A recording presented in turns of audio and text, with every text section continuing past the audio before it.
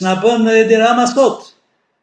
S'kemi as luftë, s'kemi as një kërcënim, s'kemi as një krizë të jashtëzakonshme që ka prek Shqipërinë dhe botën. Jemi në një gjendje krejt normale prej 13 vitesh, por ama hemoragjia e njerëzve është e tmerrshme, më shumë se sa Kosova shumë më tepër se sa Kosova në vitet e luftës dhe të genocidit serb mbi të. Ç'do të thotë kjo? Do të thotë se ka një mision, ka një agjendë, ka një projekt i cili konvergon me interesat e Edi Ramës dhe të miqve të tij të huaj apo me miqtë e tij serb sidomos. Të shpopullohet Shqipëria, të zhbëhet Shqipëria, të shkatërrohet Shqipëria, të mos ekzistojë Shqipëria. Mos ekzistenca e Shqipërisë, unë besoj tashmë plotësiskt se është qëllimi, ideja, misioni dhe detyra e kryeministit të Shqipërisë Edi Rama. Në këto kushte, nëse shqiptarët nuk e kuptojnë këtë dhe nuk mobilizohen për ta përzënë të kryeministën nga qeverisja e vendit, atëherë Shqipëria do të rrezikojë të shkojë në humner. Imagjinoni, janë 200.000 apartamente në të Shqipërinë të pashitura. Mbahen peng. Një udhëheqës i cili punon për qytetarët e tij bën që ndërtimet të jenë në përputhje me nevojat e qytetarëve të tij. Pse ndodh në të vetmin rast në botë që më shumë ndërtimet apartamentet jenë të pashitura se sa të shitura? Ndodh sepse ka një projekt për t'i shit këto apartamente tek të huaj. Jo rastisht ka ndryshuar të gjitha ligjet. Po jap edhe një shembull. Është bërë projekt ligji për shitjen e tokës bujqësore. Por para 6 muajsh, kryeministri i Shqipërisë ka nënshkruar 12 kontrata me kompani të mëdha të huaja që t'u shes atyre 120.000 hektar tokë bujqësore. Ligji po ndryshon tani, por marrëveshjet janë bërë para 6 muajsh.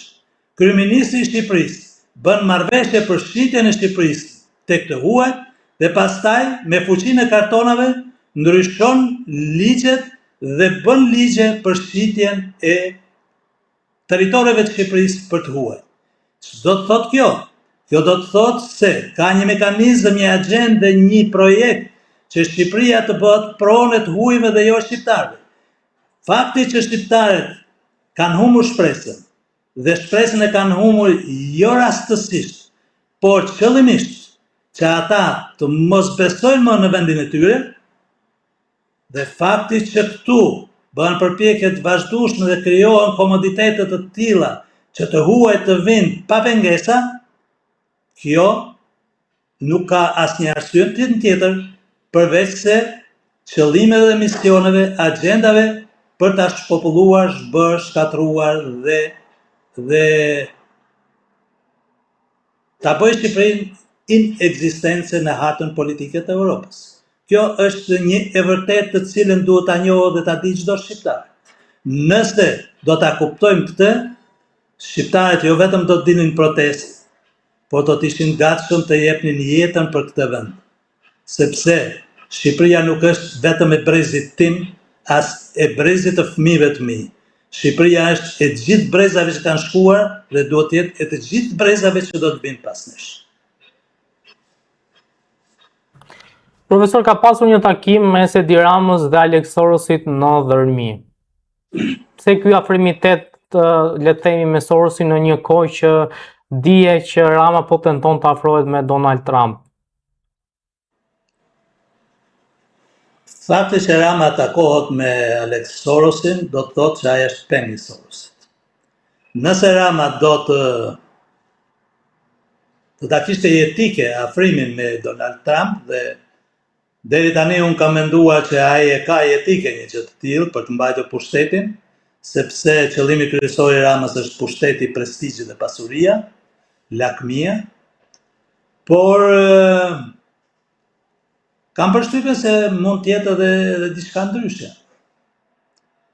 Mundet që Rama të jetë një kalë troje, ose dëshiron të bëhet një kalë troje në grupimin e Donald Trump, sepse ti shesësh ishullin e Stazanit dhe Zvërnecin dhëndret e bajzës së Trump, ose t'ja falësh më sakt, dhe ndërkohë të mbash lidhje të ngushta me armikun më të madh të Trumpit, George dhe Alex Soros, do të thotë që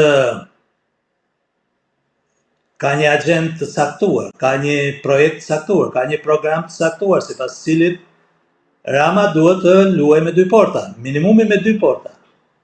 Dhe kësaj Rama përpiqet, ose ka edhe një përpjekje tjetër që Rama ta bindë Sorosin, që është e nevojshme edhe për Sorosin që Rama të bëhet të afrohet me Donald Trump.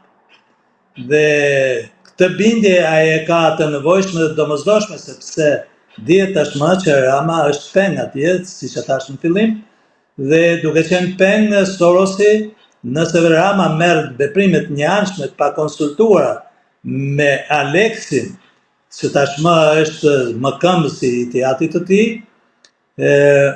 atëherë Rama do të paguaj koston.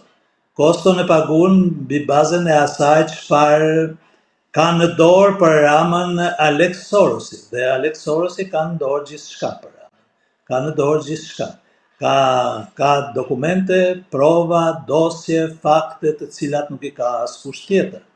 Për pasojë, Rama është i detyruar të ruajë një lloj ekuilibri ose spaku të marrë leje tek Sorosi për të vazhduar idenë e afrimit të tij me familjen Trump, sepse me Donald Trump është pak vështirë. E dyta, duhet të them se ndoshta kjo politike Donald Trump është shkaku dhe, si thuash, ka ndihmuar dhe ka lehtësuar zhvillimin e demokracisë në Shqipëri dhe protestat në Shqipëri. Sepse nëse nuk do të ishte Sazani dhe Zvërneci, vështirë se do të fillonin këto protesta, të paktën në kohën e duhur. Mund të fillonin, por mund të ishte shumë vonë. Tani jemi ende në kohë. Protesta vazhdon, protesta është e përditshme. Sot është dita 80 ditë në shesh nuk është pak, nuk ka, thash edhe një herë, për mua rëndësi numri, rëndësi kanë parullat, rëndësi kanë motivet, rëndësi ka, si thuash, misioni dhe idetë që shfaqen në këto protesta, dhe më rëndësishmja është se në protestë duket që nuk do të ketë kompromis me kryeministrin e Shqipërisë përveç se dorëheqjes së tij. Ai jep dorëheqjen Rama. Për mendimin tim, edhe sikur 500.000 veta, siç tha ai, të grumbullohen në Tiranë, ai nuk e jep dorëheqjen. Çfarë do e bonte që ai ta jepte dorëheqjen? Pra, kush janë ato veprime, vendime? Tre faktorë që atë e largojnë nga skena politike. Protesta shërben për të zhbërë mitin Rama, për ta nxjerrë Edi Ramën në publik ashtu siç është.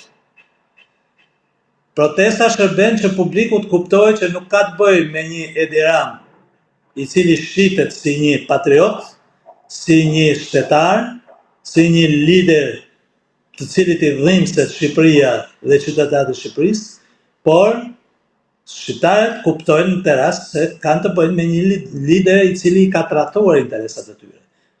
Ka trahtuar dhe interesat atë, ka trahtuar gjithçka, ka trahtuar parimet për të cilat ai ka luftuar në vitin 2013 për të ardhur në pushtet.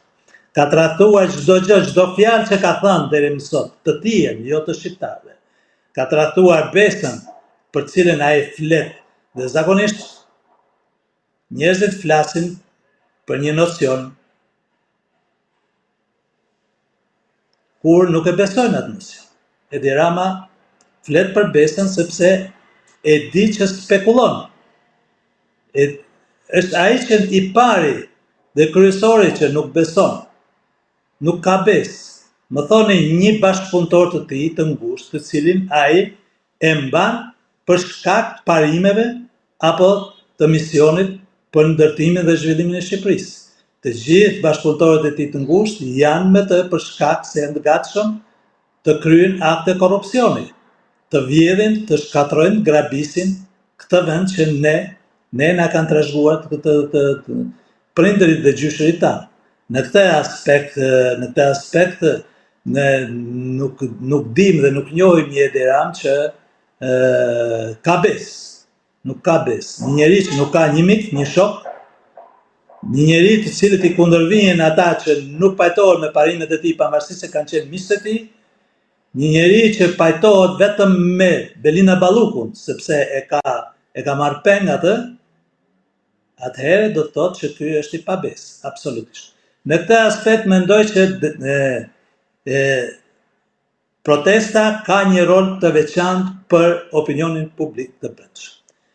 Faktori kryesor është faktori ndërkombëtar. Nëse faktori ndërkombëtar do ta vazhdojë izolimin e zotit Rama, atëherë bëhet një faktor determinues për largimin e tij. Izolimi ka filluar në Ankara. Meloni, mikja e ngushtë e Edi Ramës, nuk guxoi të jap dorën. Edi Rama qëndroi në karrikën e tij dhe nuk u ngrit kur të gjithë të tjerët vinin vërdall nëpër sallë duke takuar njëri tjetrin, sepse protokolli i kishte thënë ti nuk duhet të lëvizesh nga vendi. Mbasi e kishte të ndaluar të takonte cilindon nga udhëheqësit e NATO-s përveç mikpritësit Erdogan dhe organizatorit Mark Rutte. Prandaj dhe aty për mua ka filluar izolimi total i Edi Ramës. Nëse ky izolim do të vazhdojë, do të thellohet, do të forcohet, atëherë ky faktor do të bëhet determinues për largimin e Ramës. Së treti pastaj do të vinë dhe duhet të vinë në lojë SPAK. SPAK-u ka dosje pafund për Edi Ramën, ka fakte pafund, lere se çfarë thot kreu i SPAK. Se ne nuk kemi prova, ne nuk hetojmë dhe nuk dënojmë njerëz me opinione. Ka prova pa fund, ka telefonata pa fund, ka inkriminime pa fund. Le të marrë SPAK dhe të gjykoj vetëm një rast. E ka në ndjekje penale Artur Shehun SPAK? Para 3 vitesh e takoi Artur Shehu në zyrën e tij Edi Ramën bashkë me përfaqësuesin e kartelit të drogës meksikane Sinaloa? Nuk u dashka me pyet Edi Ramën pse takove. Është ky Artur Shehu që i dha 30.000 metër katror atij komandantit të Guardia di Finances i cili kontrollonte sipërfaqet e mbjella me kanabis në Shqipëri? Ky është. Pse ju dhan ta 30.000 metër katror komandantit të Guardia di Finances, me cilën Edi Rama justifikohet se ajo thot se 99% e sipërfaqes së Shqipërisë nuk është e prekur nga kanabisi në kulmin e kultivimit të tij. Ju desh sepse Guardia di Finanza ishte ngarkuar që të raportonte në institucionet ndërkombëtare dhe sidomos evropiane sa i përket përhapjes dhe kultivimit të drogës në Shqipëri dhe duhet korruptuar. Edi Rama duhet marrë në pyetje se ka korruptuar të gjithë zinxhirin evropian deri te Marta Kos. Duhet marrë në pyetje për McGonigal, duhet marrë në pyetje për shumë afera të tjera. Por kreu SPAK thot s'ka fakte. Tani pse nuk e merr në pyetje? Sepse këta dy faktorët e mëparshëm, protesta dhe faktori ndërkombëtar, duket nuk e kanë bërë presionin e duhur ndaj SPAK. Presioni duhet rrit ndaj SPAK. E rrit protesta dhe do të arrit në vjesht maksimalisht, besoj unë, do të arris edhe faktori ndërkombëtar dhe përfundimisht ndoshta Edi Rama mund të jetë i pari kryeministër që arrestohet në zyrën e tij duke qenë në detyrë. Kjo do të ishte zgjidhja më e mirë për të parandaluar një luftë civile në Shqipëri. Shqiptarët nuk do t'ia falin Edi Ramës shitjen e atë. Mund ta falin pa aftësi, mund ta falin gabimin, mund ta falin një dëm shumë të madh që i ke bërë vendit për shkak të pakujdesisë. Por nuk të falin veprimet e qëllimshme për ta shitur atë. Nuk ta falin kurrë. Dhe nëse nuk do të kryejnë punën edhe këta 3 faktorë, jam i bindur që do të vijë një moment që do të shkohet tek konflikti civil. Jam shumë i bindur. Nuk do të lejohet Edi Rama të shes Shqipërinë. Do të pengohet detyrimisht dhe pa dërma. Ndryshe Shqipëria zhbëhet dhe përfundon historikun e saj në qeverisjen e Edi Ramës. Profesor, duket sikur kriza në Kosovë nuk po mbaron dhe vendi po shkon përsëri drejt zgjedhjeve të reja. Çfarë po ndodh realisht? Kosova po kryen atë rit të cilin e ka kryer prej 2025-ës e deri më sot. Nga shkurti i vitit 2025, pra për më shumë se një vit e gjysmë do ta quajmë. Është një ritual i cili sigurisht nuk i bën nder Kosovës, është një ngërsh politik që pengon krijimin e institucioneve. Fatkeqësisht kjo vjen jo vetëm për shkak të përçarjeve politike midis fraksioneve politike në Kosovë, midis grupeve parlamentare, por vjen edhe për shkak se kushtetuta është ndërtuar e tillë dhe për më tepër se gjykata kushtetuese për mendimin tim ka bërë një interpretim shumë të gabuar të pjesëmarrjes në parlament në momentin e votimit të raundit të tretë për presidentin e Republikës. Nëse do të thuaj që presidenti zgjidhet me 2/3 e votave në 3 raunde, do të ishte më fair, më mirë, më e rregullt, se sa të thuash që jo, nuk zgjidhet me 2/3 e votave, por ama 2/3 duhet të jenë në parlament. Çka do të thotë se kushtetuta imponon vullnetin e deputetëve të Kosovës. Derisa një president në raundin e tretë, siç ndodhet edhe në Shqipëri, zgjidhet me shumicën absolute të votave, 50% plus 1, do të thotë që është artificiale, do ta quaja faktin që gjykata kushtetuese përcakton pjesëmarrje të 80% Profesor, të 80 deputetëve. më falë që ndërpres. Pikërisht këtë duhet të theksoj unë, se në Shqipëri, po themi raundi i 4 është për zgjedhjen e presidentit është një raund për të çliruar krizën politike, pra për ta zgjidhur si krizë politike. Dhe në raundin e 4, presidenti i Shqipërisë zgjidhet po themi me shumicë të thjesht votash, pavarësisht se sa veta janë, nuk duhet domosdoshmërisht të jenë po themi 84 deputet që të zgjidhet presidenti. Po në Kosovë, pse ka ardhur që edhe raundi 4 është po aq i rëndësishëm, pra duhet po aq vota, ose pse votësh ajo nëse ti je prezent. Se ai që ka ndërmend me bojkotu zgjedhjen e presidentit, mjafton të mos jetë prezent, edhe e bojkoton zgjedhjen e presidentit. S'ka nevojë me qenë prezent dhe me votu kundra, mund të mos jetë prezent dhe nuk zgjidhet presidenti. Pra pse arritëm deri këtu ne? Pikërisht ky është problemi. Këtu është ngërshi. Nuk është ngërshi tek mosmarrveshjet dhe sepse në fundit ka një fitues në Kosovë. Dhe fituesi është i njohur tashmë. Nuk mendoj që mund të ishte fitues dikush tjetër, por praktikisht është vetëvendosja dhe Albin Kurti me koalicionin e tij. Në këtë rast çdo fitues do të duhet të kishte të drejtën të zgjidhte krerët e institucioneve të vendit. Mirë, por në rastin konkret, ndërsa fituesi ka të drejtë dhe mundësi ligjore dhe juridike të formojë kryesinë e kuvendit dhe të formojë qeverinë, nuk ka të drejtën e tij të zgjedhë presidentin e vendit, kreun e shtetit. Kjo sepse gjykata kushtetuese ka vendosur kështu. Kushtetuta nuk e parashikon një klauzol të tillë. Gjykata kushtetuese për mendimin tim ka vendosur me ndërhyrjet e të huajve ose me ndërhyrjet e atyre njerëzve të cilët politikanëve apo njerëzve të fuqishëm të cilët kanë dashur ta krijojnë këtë ngërsh, kanë dashur që Kosovën ta fusin në një qorë sokak, në një rrugë pa krye, me qëllim që të provohet teza serbe sipas të cilëve Kosova është e paaftë të vetë qeveriset, Kosova është e paaftë të krijojë institucione, Kosova është e paaftë të merret vesh politikisht me njëri tjetrin, ndërkohë që në demokraci është krejt e natyrshme që opozita dhe majoranca të mos pajtohen dhe demokracia kështu funksionon.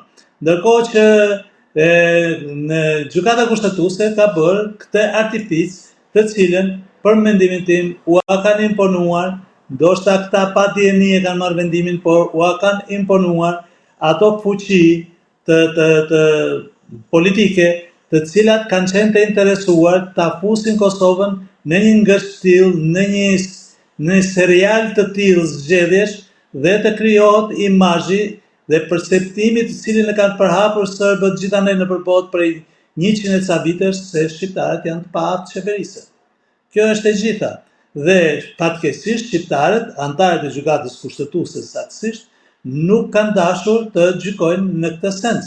Nuk kanë dashur të dinë ose nuk kanë patur aftësinë të kuptojnë se e gjitha kjo që po bëhet, pra ky vendim që po merret prej tyre, do të çojë në një ngërsht dhe një krizë të tillë e cila sot ne e shohim prej gati 2 vitesh, që Kosova funksionon si shtet, por funksionon me institucione jo legjitime, jo të zgjedhura, jo të pranueshme, pavarësisht se fituesi e ka të drejtën ta bëjë këtë. Është paradoksale dhe njëkohësisht e dhimbshme. A do ishte më e thjeshtë sikur zoti Kurti, le të themi, duke qenë se është kryeministri i vendit dhe gjithmonë kryeministri i vendit kërkon që vendi të ecë përpara, të thoshte që shiko, presidentin ta zgjidhim bashkarisht dhe nga 5-6 emra që sjell opozita të votoj njëri. Pra, t'ia linte opozitës në dorë dhe pastaj të gjykonte populli i Kosovës mbi cilësinë që opozita të zgjidhë një president. Unë mendoj që këtë e ka bërë zoti Kurti, spaku nga pikpamja e vokabularit, nga pikpamja e retorikës, ai ka thënë gjithmonë që na duhet një president konsensual. Dhe ai ka thënë se Kosova nuk duhet të shkojë në zgjedhje të reja. Ai u ka kërkuar, sidomos Lidhjes Demokratike të Kosovës, që të propozojë një emër neutral. Çfarë do të kuptojmë me emrin neutral? Në media shoh vazhdimisht emrin e Fatmir Sejdiut, për shembull, si një kandidaturë shumë e përshtatshme edhe për Kurtin për të qenë presidenti i Republikës Kosovës. Por Fatmir Sejdiu dihet që ka qenë kryetari i Lidhjes Demokratike të Kosovës dhe ka qenë një nga pasuesi më dinjitoz i Ibrahim Rugovës edhe si presidenti i Republikës Kosovës. Dhe derisa Kurti pranon një figurë të tillë, do të thosha të kalibrit të Sejdiut, sepse Sejdiu me dienin që kam unë nuk ka mundësi të ushtrojë sërish detyrën e presidentit të Republikës, do të ishte një mrekulli sikur ai të ishte presidenti i Republikës. Por kam përshtypjen që nuk është e mundur të ndodhi kjo, jo edhe nëse ekziston vullneti politik, por fjala është për një figurë, për një staturë të tillë siç është figura e presidentit Sejdiu. Dhe derisa Kurti pranon figurat të tilla të këtij standardi, do të thotë që është përgjegjësi e partive politike, në rastin konkret e Lidhjes Demokratike të Kosovës, që të propozojë një emër të tillë, një emër i cili të përfaqësojë me dinjitet shtetin dhe njëkohësisht të jetë i paanshëm. Pse duhet të jetë i paanshëm presidenti i Republikës së Kosovës? Duhet të jetë i paanshëm sepse Kosova ka nevojë për reforma. Dhe presidenti i Republikës, nëse është i paanshëm, do të bllokojë reformat të cilat janë të dëmshme për vendin dhe në shkeljet e kushtetutës së vendit. Por nuk do të ndalonte dhe nuk do të bllokonte reforma të cilat janë të dobishme për Kosovën dhe nuk shkelin kushtetutën e Republikës Kosovës. Një president partijak i opozitës, ai do të bëhej bllokade vazhdueshme reformave të qeverisë dhe përpasoj Kosova do të vendnumëronte. Nuk do të ecte përpara me reformat e saj, sidomos me reformën në drejtësi. Kosova ka nevojë të uluritse për një reformë në drejtësi. Mos harroni, janë shpëbler 1 hektar tokë nga zyrtarët e Kosovës, nga zyrtarët e lartë, nga politikanët e lartë të Kosovës në periudhën e viteve 2015 me 300 euro hektari dhe është shitur me 500.000 euro mbas pak javësh, sepse Ai që e ka bler ka ditur projektet se në atë territor do të kalojë për shembull një autostradë. E ka bler para fillimit të autostradës me qëllim që kur të shpronësoj shteti, sërishmi shtetit t'ia shesi me një çmim 1000 herë apo më shumë se 1000 herë më të madh se sa e kishte bler para 2 javësh. Ky është abuzim i hapur me pushtetin, ky është abuzim i hapur me pozitën që të ka dhënë dhe me besimin që të ka dhënë qytetarit.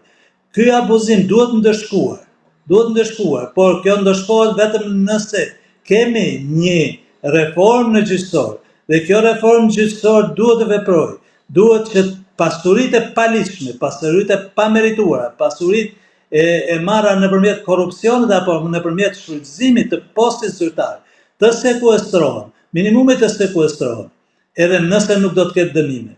Mirë po, kjo punë bëhet vetëm nëpërmjet reformave në drejtësi, dhe nëse nuk bëhet kjo reformë në drejtësi, atëherë programi politik i fituesit është i pazbatuar, dhe nëse nuk zbatohet programi politik do të thotë që premtimet që fituesi ju a ka dhënë qytetarëve të Kosovës të mos realizohen. Mos realizimi i premtimeve nuk dëmton vetëm fituesin, forcën politike, subjektin politik, i cili ka premtuar dhe dëshiron të bëjë diçka, por dëmton në radhë parë interesat e shtetit të Kosovës, interesat e qytetarëve të Kosovës. Për këtë arsye, unë mendoj që Kurti ka shumë të drejtë kur kërkon një president neutral, një president i cili nuk miraton çorazi me sy mbyllur reformat e qeverisë, por edhe nuk bllokon për shkak të ndikimeve politike ose partijake këto reforma. Kjo është krejt e arsyeshme dhe këtë po bën zoti Kurti për mendimin tim së paku në diskursin e tij. Unë nuk e di se çfarë ka brenda tij zoti Kurti, por deri më sot nuk më ka rezultuar që ai të ketë thënë diçka ndryshe dhe të ketë shfaqur diçka tjetër brenda vetes në veprimtarinë e tij praktike.